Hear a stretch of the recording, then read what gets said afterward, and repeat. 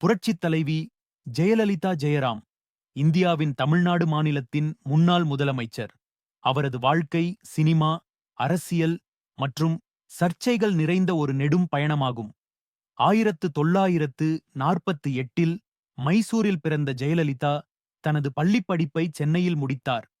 சிறந்த மாணவியாக திகழ்ந்த அவர் 15 வயதிலேயே திரைப்படத் துறையில் நுழைந்தார். வெண்ணிற ஆடை திரைப்படம் மூலம் தமிழில் அறிமுகமாகி எம்ஜிஆர், சிவாஜி கணேசன் போன்ற ஜாம்பவான்களுடன் நடித்து குறுகிய காலத்திலேயே தமிழ் சினிமாவின் புரட்சித் தலைவியானார்.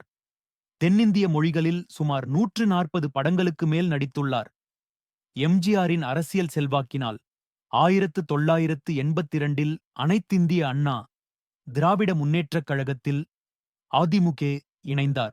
1984இல் ராஜ்யசபா எம்பி ஆனார். எம்ஜிஆர் மறைவுக்குப் பிறகு அதிமுகவில் ஏற்பட்ட பிளவுகளுக்கு இடையே கட்சியை ஒன்றிணைத்து அதன் தலைமைப் பொறுப்பை ஏற்றார். 1991இல் முதல் முறையாக தமிழ்நாட்டின் முதலமைச்சராக பதவியேற்றார். அவர் 5 முறை தமிழ்நாட்டின் முதலமைச்சராக பணியாற்றினார்.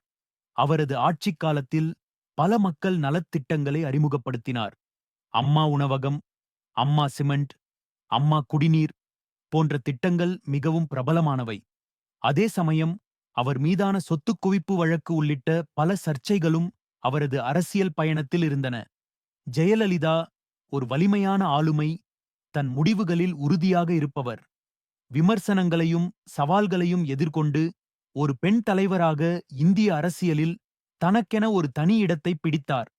2016இல் அவர் மறைந்தது தமிழ்நாடு அரசியலில் ஒரு பெரிய வெற்றிடத்தை ஏற்படுத்தியது. ஜெயலலிதா தனது வாழ்நாள் முழுவதும் தனது ஆதரவாளர்களால் அம்மா என்று அன்புடன் அழைக்கப்பட்டார். அவர் வெறும் ஒரு அரசியல் தலைவர் மட்டுமல்ல, ஒரு தலைமுறை பெண்களின் உத்வேகமாகவும் திகழ்ந்தார்.